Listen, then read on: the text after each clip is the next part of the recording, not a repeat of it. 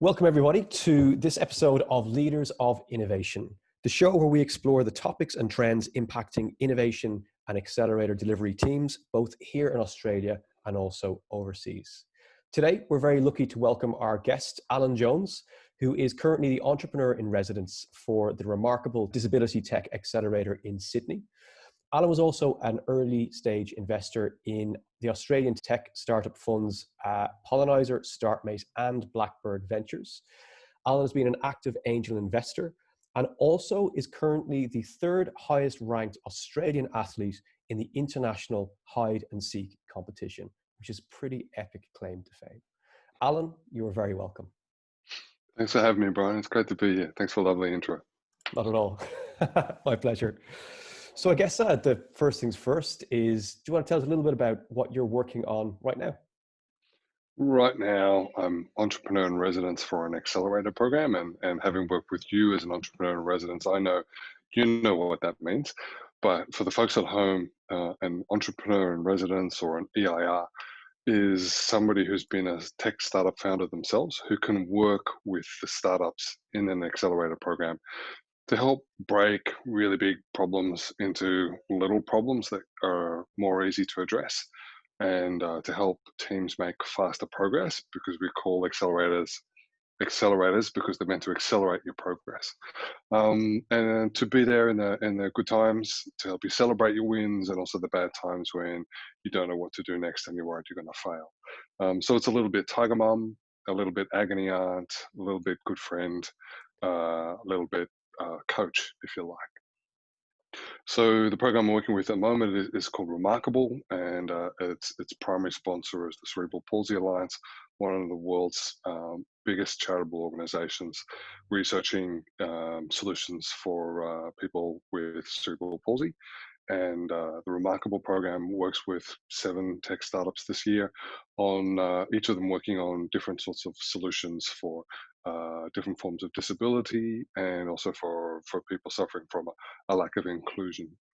So I won't go through the whole 7 teams, but we have everything from a resuscitation monitor, which is going to potentially help save the lives of the million babies born every year who need resuscitation when they are born, and another million children who suffer from long-lasting health problems as a result of receiving ineffective resuscitation at birth, through to a startup building an online community for people on the autism spectrum.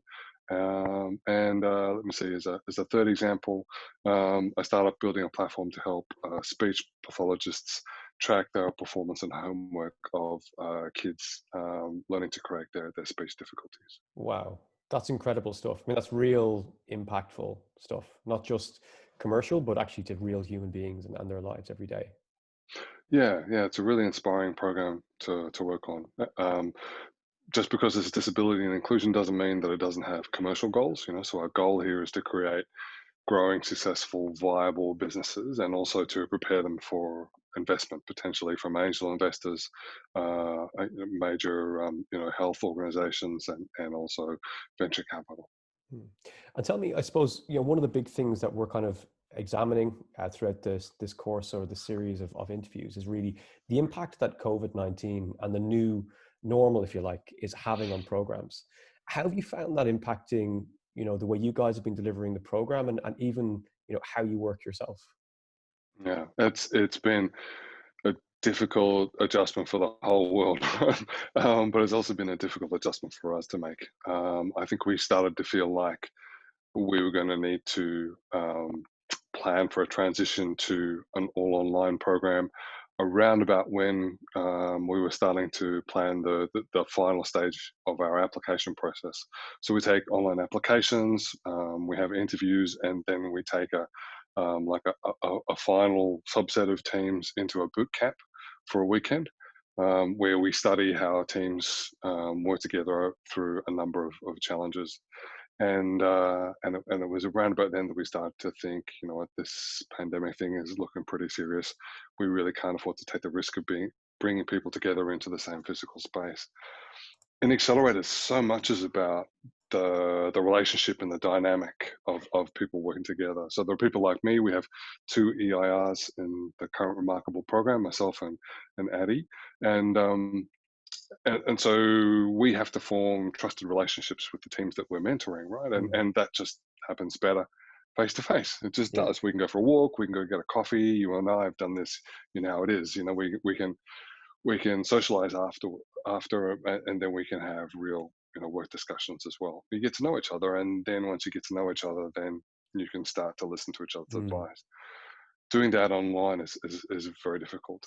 And then there is there are the challenges. We have a lot of educational material to deliver to our teams, and that is taught by industry experts. And those industry experts might be really well practiced at delivering it in a face-to-face workshop, but an Mm. online workshop is very, very different to a face-to-face workshop.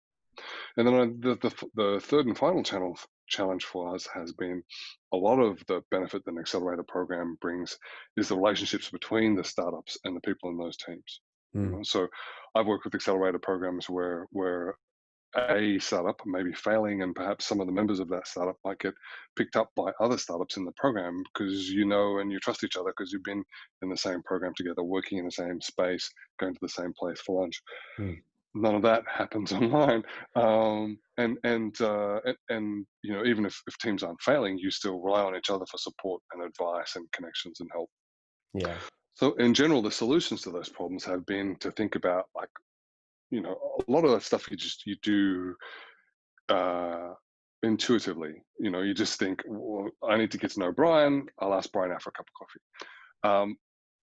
When you're delivering those programs online, you have to think about, like, what's going on underneath that. Like, what's the psychology? What's the social dynamic? How do two people relate? What aspects of that can we recreate online, and what can't we recreate? And then how do we, like, compensate that by Mm. creating more value in another area? So in an online setting, I might give you more homework to do, and less face-to-face work, because this Yeah. video interaction that we're doing is really cognitive. There's a burden to it. It's tiring, much more tiring to do over Zoom than it is face to face. And so I might give you more homework to do, more reading to do, and there's less that I can easily. I can just grab a whiteboard if we're in the Mm. same room, and I can just start sketching, and you sketch and all of that. It's kind of possible to do it on Zoom, but it's so hard that it actually Yeah. gets in the way of the purpose of what we're trying to Do you think do. that's So yeah.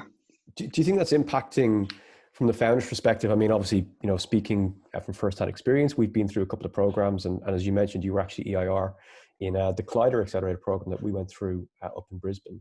Um, it's really intense for the founders going through the program at the best of times, bit of a roller coaster ride. I mean, do you think that this kind of move to a more blended or kind of leaning towards a full online model is kind of leading to additional stress for those founders going through the program? Or do you think in some ways it takes it off? I think not so much speaking about the Remarkable program specifically, but Mm. other programs that I see operating online right now.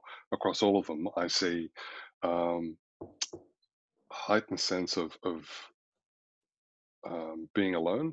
So I think they're missing out on the feeling of camaraderie and support from being in the same space as other tech startup founders like them. Um, it's difficult to replace that. I think the learning part of what an accelerator program does is doable, very doable to do Yeah. online. But it's really mainly dealing with the loneliness, dealing with the self motivation. So it's much easier to show up late to a Zoom call versus showing up late to a workshop class. Yeah. Yeah. Or it's much easier to appear to be listening, while also checking emails or your socials, or supervising your 3-year-old.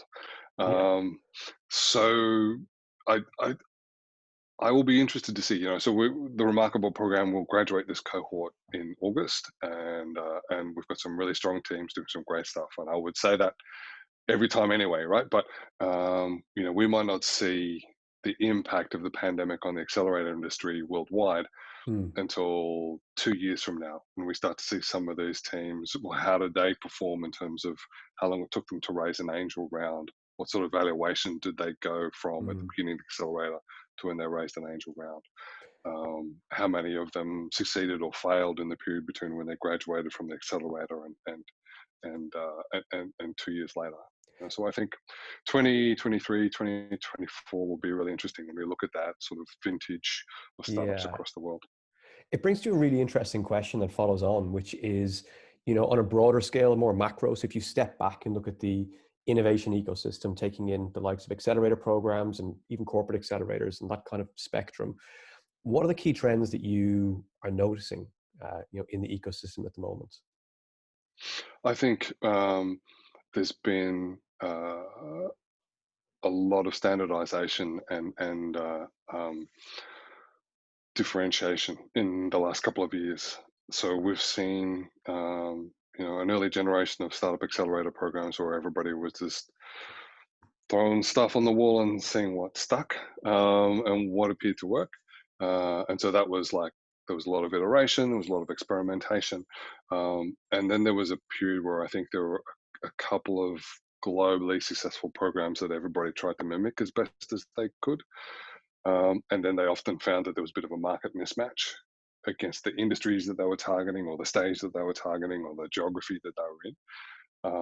And then we saw a bunch of localization happen, Mm. where people took that sort of default approach and said, well, how are we going to adapt this so it better suits our industry or our stage or our geography focus? And now what I think we're starting to see is we're starting to see the benefits of making smaller, more considered changes that might perhaps be based on something more approaching data than we had in the past. Because our industry is still super, super new. Yeah. Accelerators, very, very young kind of form of whatever they are. That's one of the challenges when you're saying to somebody who doesn't work in tech startups, what do you do? I work in the accelerator program. They go, but they don't know what you mean. And when you try and explain it to them, well, how do you do that? Because it's Yeah. a little bit like a postgraduate business qualification, but it's also, and so the metaphor that works best for me is actually accelerator programs are like reality television shows. So there's a season, and at Mm. the beginning of the season, you are in this state, and the value is in how you perform in the course of the season. And then at the end of the show, are you one of the winners or not? Yeah. Yeah. And what happens in between? So there's going to be tensions. You're on a team with other people. Some of them you thought you knew. Others are complete strangers, but others you thought you knew until you went into this really high stress, really challenging kind of series together, and Mm. suddenly all these new aspects of this person start appearing. Some of them good, sometimes some of them really scary, but you have to try and make the team work. And then there will be a series of challenges set for each team, just like a reality television show, Mm. where it's time to get the business plan together, or it's time to get, you've got to be growing 10% week on week. And so observing how teams perform in those challenges is a big part of how an accelerator program learns about how to design great challenges, but Mm. also how it learns to introduce you to angel investors and customers and distribution partners and so on. And then the third thing that makes it a lot like reality TV is that it's very public. You Mm. know, your friends and your family and your ex-workmates, they're all following along on your journey. They may not be tuning in for every single episode, but they see when you post something on Facebook or on LinkedIn or Twitter, and when they see you when we all get to have barbecues again, when they see you at the barbecue, they'll ask you, so how's it going with that accelerator thing you're doing? And you can't really clam up, you can't really say anything. You have to say something, and so as a founder, you're very aware that you're on this reality TV show with these people who are kind of strangers to you.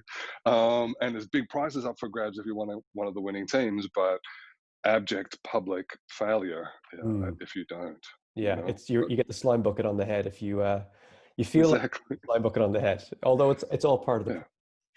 It's actually really interesting. You came to that analogy because I think it fits perfectly in many ways. It kind of summarizes a lot of the things that people go through, and obviously the nature of the programs themselves. I think one And of the. the emotional state of the teams influences the emotional state of the other teams as well. Mm. Like I always observe in the narrative arc of an accelerator program, there'll be this point between about halfway to 75% of the program duration where all of the teams are down Mm. and they're either angry or upset or both.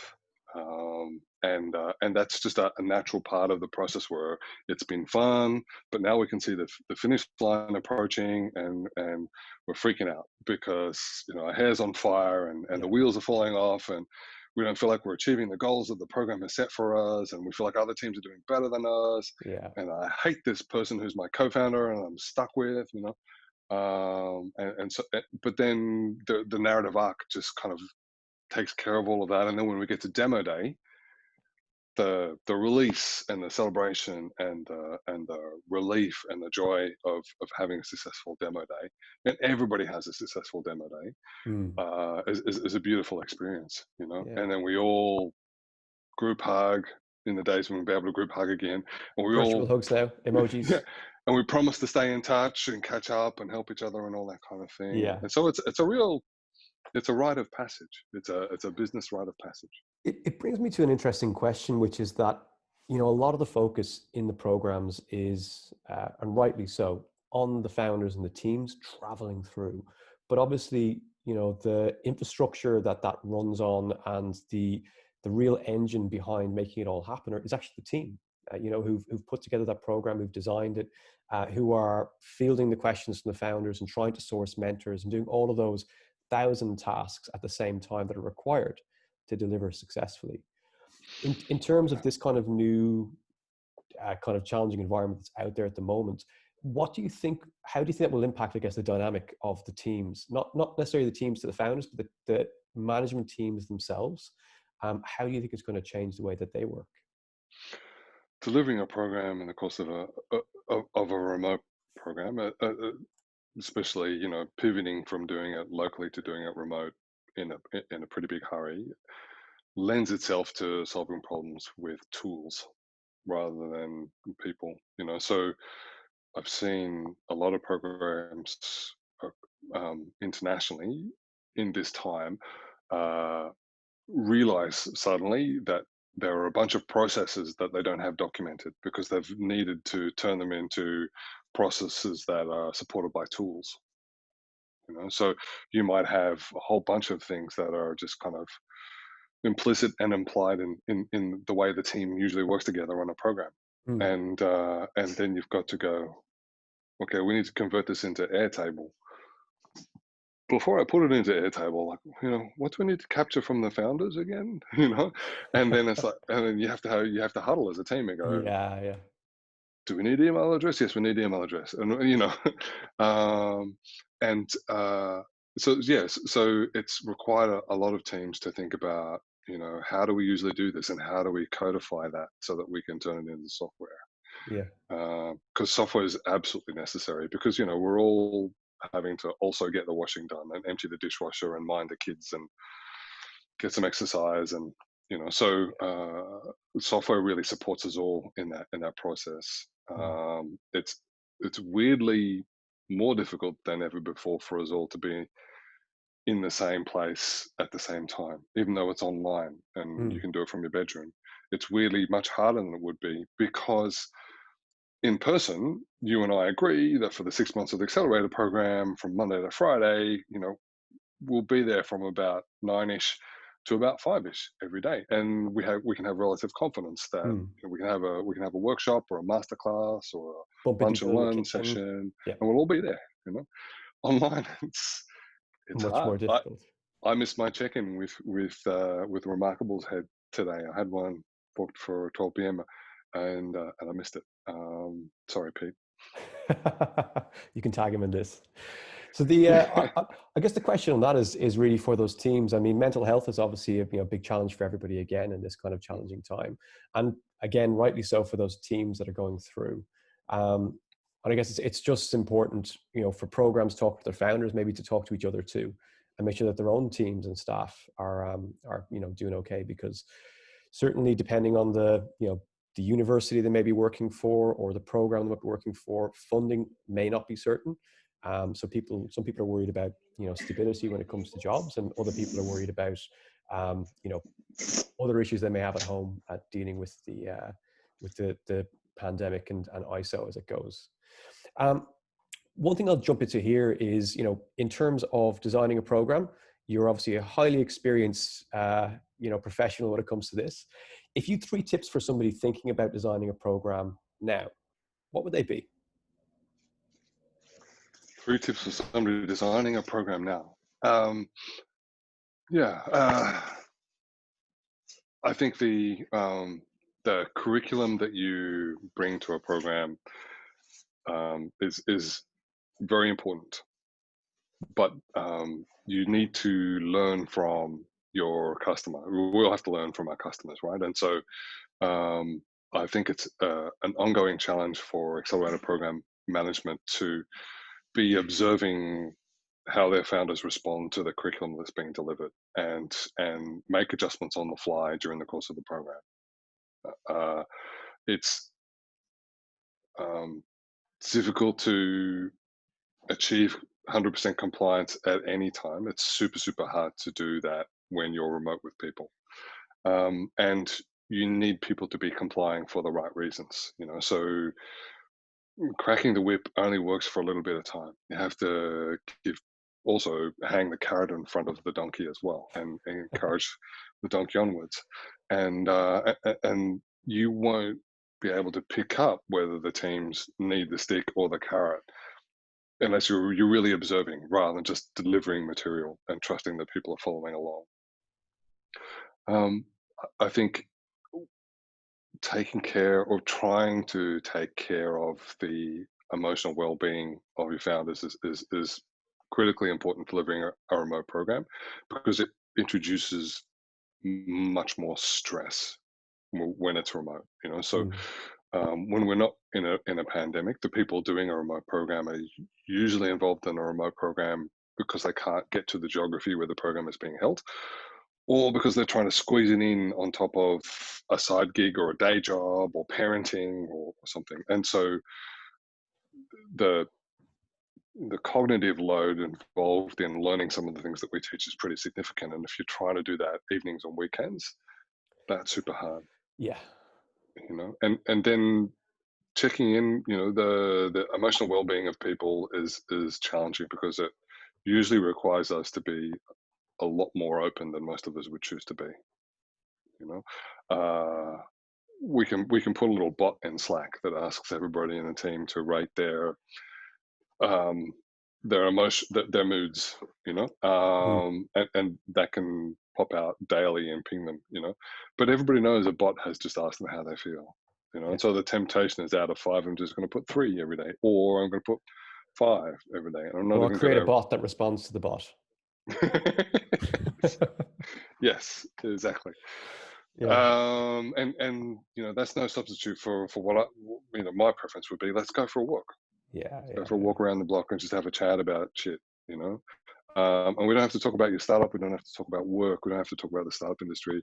I want to hear about how you got to here, and what you like to do on weekends, and Mm, your thoughts on politics and religion and sport and stuff, because that informs much more for me about who you are as a whole individual, and also how you might be feeling. It's very difficult for most of us to have a face-to-face conversation with a person, or a walk around the block with somebody, and not betray our real state of yeah. mind. When you're concentrating and walking as well at the same time. I mean, I'm not joking. I'm actually being dead serious. When you're walking, you're looking at traffic lights, and you're crossing roads and all that sort of stuff. So Mm. I guess you might flow a little bit more honestly, which is actually pretty interesting. And I think, those 3 points you've given, which are, tips for people designing programs now, are listen to your customers, get their feedback on the content and the way you're delivering the program. Don't just use the stick. Make sure that you're also dangling the carrot there for them, and also checking in on your founders regularly in a human way. Really, So, really powerful things. so some of the things we're doing in the Remarkable program, I think, are working, and some we need to tweak further. And our real genius in the program when it comes to the operation, um, the automation of a lot of things we do has been our program manager George Miller, who's been incredible on Airtable and Slack and Zapier and things.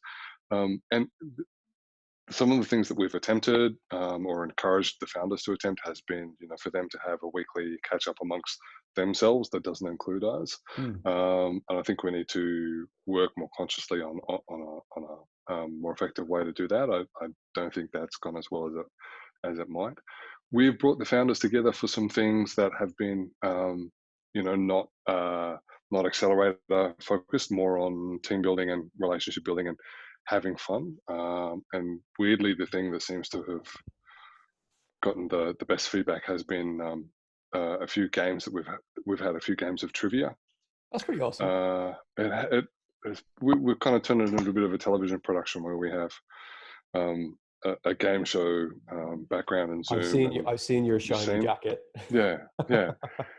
So we have the questions all pre-written in advance, and we have some script that we've pre-written and some background music, and we have transitions between the different things. We send That's the teams brilliant. off to go and try and solve the trivia questions. They've enjoyed that. We send care packages to the teams. Each member of the team, periodically through the program, they receive a little gift box from us with some stuff Brilliant. that might be associated with where we are in the program and what we're currently working on. But it's mainly, it's a little gift and a little handwritten letter and It's a token. a piece of chocolate or a Yeah. glass of wine or something. And then, to a degree, we've tried to just sort of gently pester people to check in more often. And I don't think we have that really totally nailed.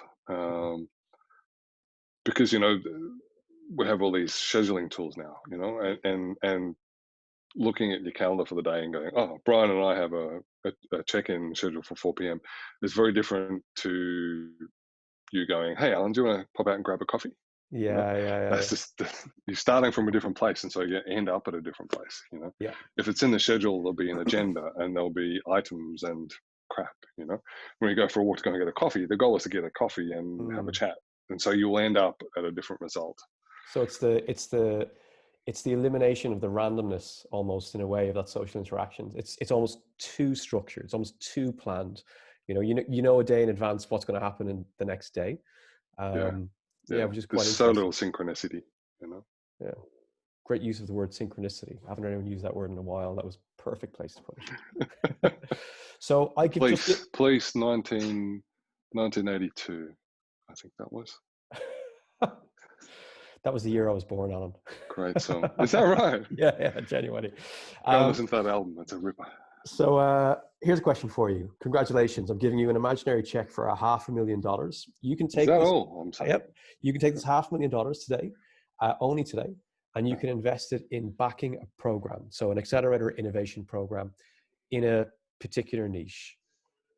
What would you choose and why? Like hypothetically, the niche. Is Hypothetically this? niche. So you could choose, something to do with a med tech niche, or you could choose you could go into cryptocurrency if you want, but you've got $500,000 to run a program targeted on early or mid-stage startups, and you got to choose your niche. I'm going to focus on remarkable, actually, on disability and inclusion. And so I'm going to double down. I'm going to put more money and time into the Remarkable program, I like it.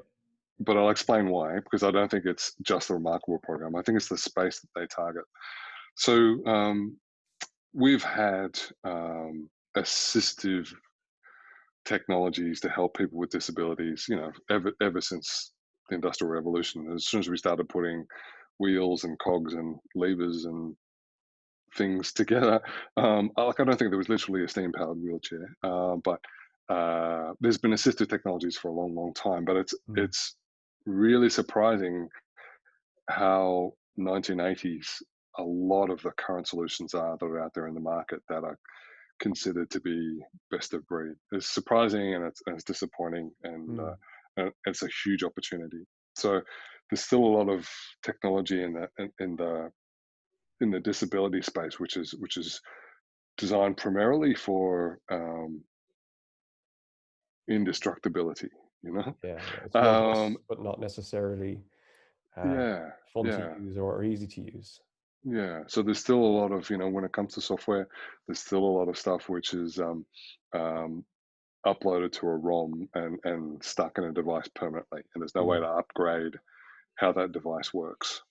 And so one of the great beauties of a Tesla as a car is that it improves itself. You yeah. start it up in the morning and it's downloaded an update overnight, and now it does something that it didn't used to do before.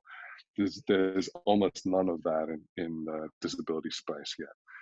There's also a lot of like dedicated single purpose user interfaces. So you see things that have far too many dedicated controls on them. So whereas on a smartphone, it's just a pane of glass, and the Mm, interface underneath it changes according to context, what you're doing at the time. A lot of devices in this space, have hard buttons or knobs, and so to achieve a bunch of things, you might end up with a panel with way, way, way too many yeah.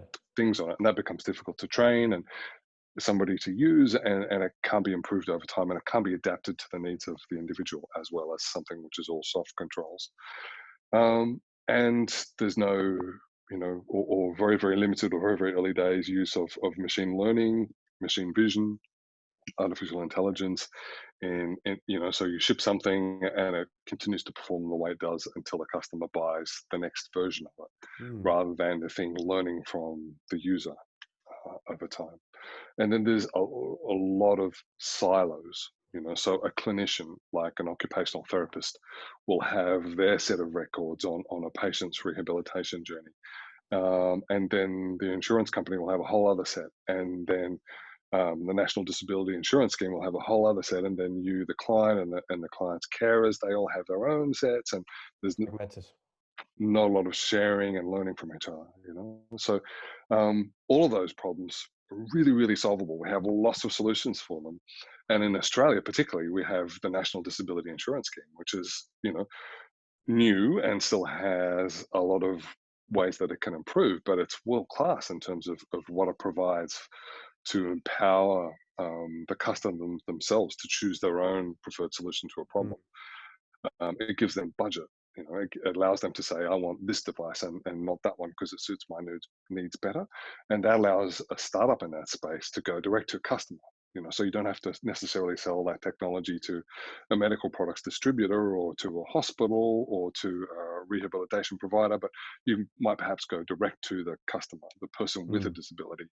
And as you know, that allows us to use things like you know growth marketing and conversion funnels and landing pages and Facebook advertising and Instagram, and All targeted, yeah.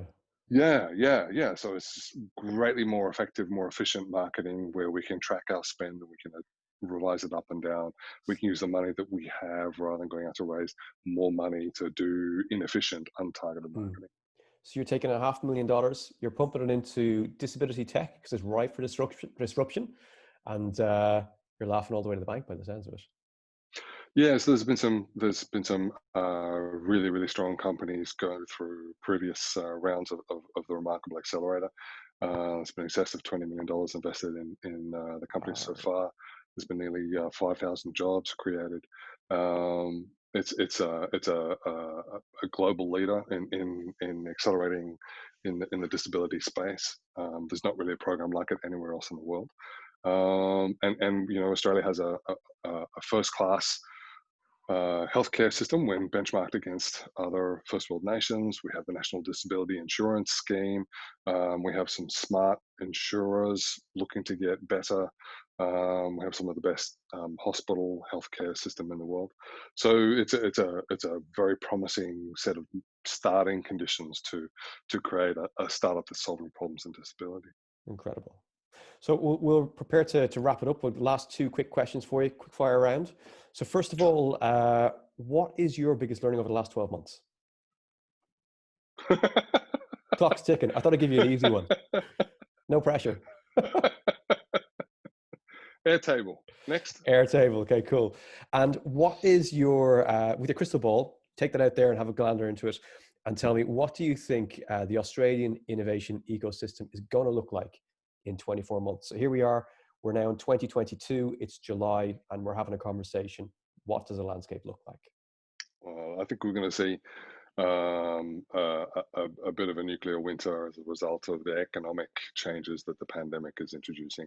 I don't think anybody can say with any confidence how long and deep it's going to be. And so the degree of effect that it has on the startup ecosystem is difficult to tell. But you know, the dollars that angel investors invest in startups, the dollars that sponsors of accelerator programs invest in accelerator programs, is all discretionary spend. It's not something that, you know, for most organizations is core to their brand.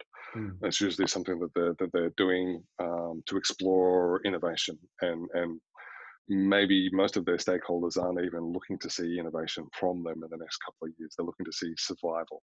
yeah. You know? And most of the people who act as angel investors in Australia are investing money that they've earned through operating another business. And that other business may be going into challenging economic times. And so an angel investor's first instinct may be, you know what, I'm just going to keep the money that I would have invested in startups for the next 12 months. I'm just going to keep that powder dry in case I need to apply it to keeping my existing business afloat. So I think we'll see a downturn in angel investing, and that is the first bit of rocket fuel that a startup gets when it's starting to show that it's solving a problem that customers are prepared to pay for. Mm, So I think that will flow on into the number of startups that make it to venture capital. And it will probably affect bootstrap startups as well, because although, you know, they are building a business that's driven by their own revenue and they're not looking for sources of external investment, they're much more likely to shelve the moonshot sort of ideas that they have and work on revenue forward opportunities. mm, So things that might make money in the near term. More of us, you know, if we need to have a side gig or we need to have a day job, that source of income is going to look more threatened, and so we're less likely to have a crack at doing a startup. And the worry about that is that the innovation ecosystem in Australia has just got this really fantastic, promising growth at Series A and up stage venture capital right now. That part of the industry is going really gangbusters, and so we need to be ready to feed it lots of really great startups that are yeah. ready for Series Like A a venture sales capital. pipeline. And I'm worried that there's going to be a bit of a drought, probably starting in about 10 months to 2 years from now, as the companies that should be ready for Series A at that stage are few and far between, Mm, because right now people are starting to have second thoughts about doing a startup. yeah. Well, as I say, we will hope for the best, plan for the worst.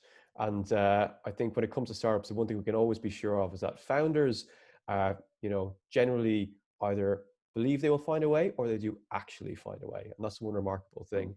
I think wherever there's change, there is opportunity. And the hope is that in all of this kind of, you know, challenging times that we're going through now, is that there will be a bloom maybe of new startups that we haven't even considered, and you have to solve problems we don't even know exist yet.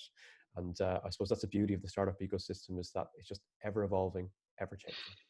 Absolutely, absolutely. So, you know, all customers in all industries already have a solution to the problem that you're solving. Hmm. And so when we disrupt their industries and when we disrupt the economy and we disrupt society, we create, you know, that creates new problems that we might be able to go out and solve.